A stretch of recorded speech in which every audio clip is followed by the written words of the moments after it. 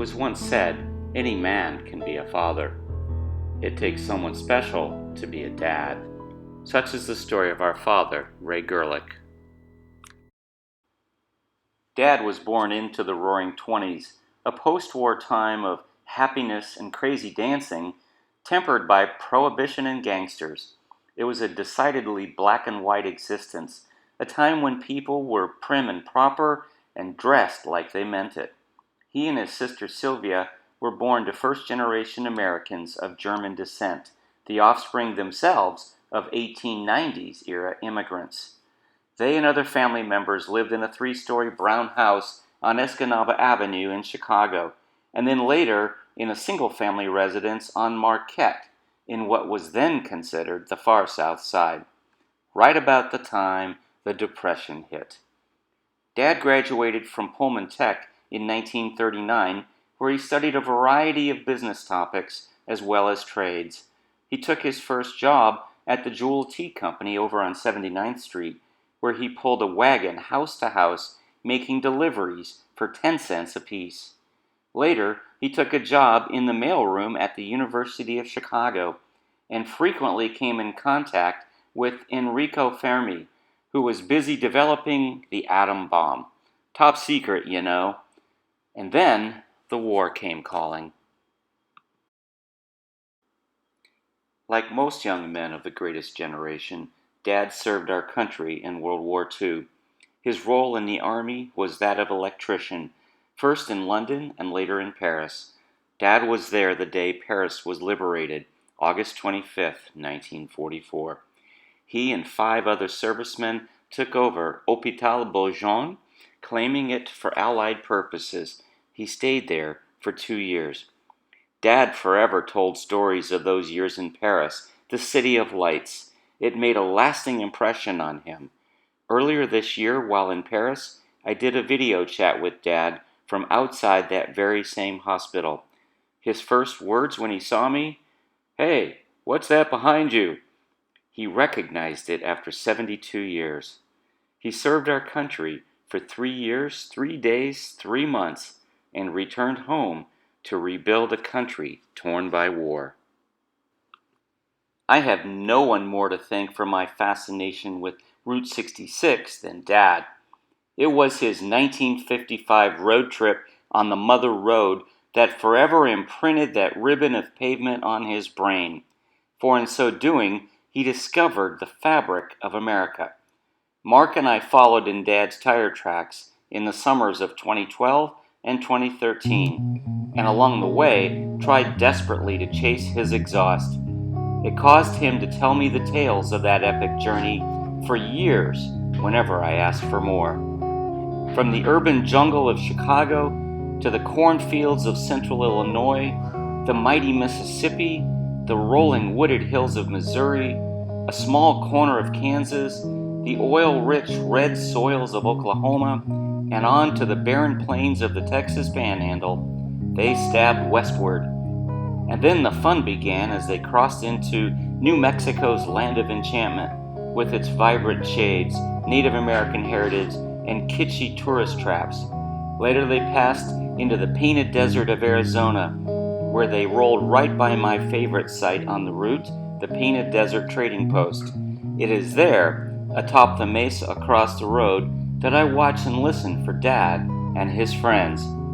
And from there they continued westward into the Mojave in California, ultimately reaching the end in LA, a grand finale to a grand journey.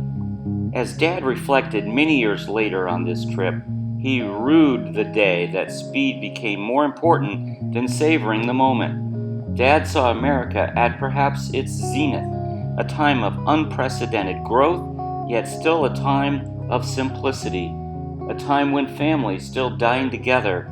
A house was a home, and a home was where the heart was. And while he did not deny or try to create roadblocks for the changes around him, he knew he had seen better days, the best days.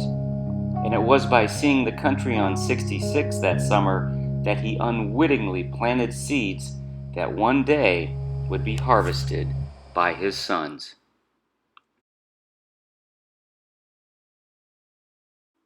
Dad had gone to work for Cadillac in 1948 at their downtown Chicago location, where he served as an accountant. It was in 1957 that he met the woman who would become his wife in 1958, and mother to Mark and me. Dad's life forever changed at that point. As Reed Markham said, being a great father is like shaving. No matter how good you shave today, you have to do it again tomorrow. And so Dad set to shaving. Mom and Dad moved to the suburbs in 1961, shortly after I was born, establishing home and hearth like so many other families seeking the American dream. We moved again in 1971, and in a few years, both of us went off to college. They had raised their kids. Dad always put us before himself, taking us on family vacations, indulging our hobbies and passions, teaching us how to balance a checkbook and save for rainy days. He must have gone through a lot of shaving cream. By the mid-80s, Dad was ready to call it a career at General Motors after 37 years of service. With the nest empty, Mom and Dad moved first to Spring Hill, followed by Plant City, and then the estates at Carpenter's, where they spent the remainder of their golden years.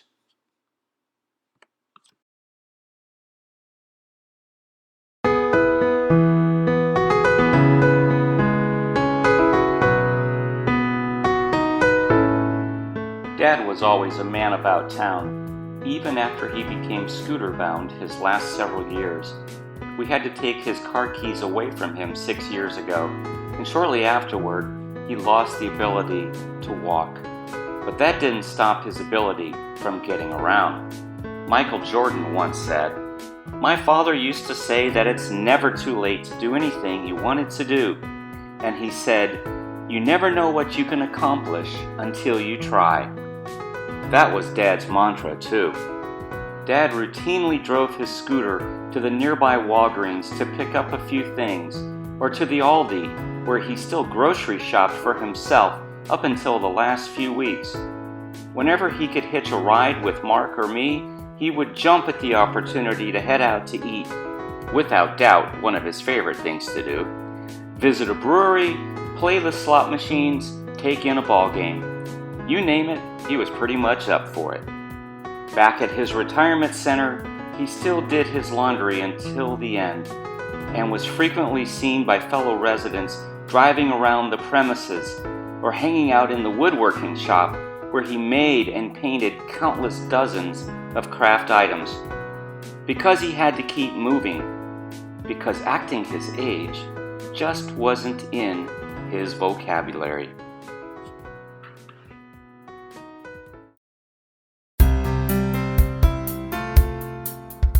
William Shakespeare said long ago, "When a father gives to his son, both laugh. When a son gives to his father, both cry." As Dad moved unknowingly into his final days, we all found ourselves wanting to cry, because about the only thing we could do was shower him with our love. Saturday evening found us rejoicing as he rebounded for the moment, savoring his favorite cookies. He waxed poetic of the old days and laughed with us. Sunday noon, he asked for spaghetti and a Heineken, which we happily served to him that evening. He said with a twinkle in his eye, "That sure was the best beer I ever had." It was his last meal, his last beer. By 2 a.m. Monday, he had flown to the angels. As Clarence Kelland once said of his own father, "He didn't tell me how to live. He lived and let me watch him do it." This was our dad. Now more than ever, Mark and I are proud of our dad, a man who let his love for all shine through in his smile, his deeds, his actions. May our lives be a reflection of his. Tell you a good story. Is that he who marries does well, but he who does not marry does even better.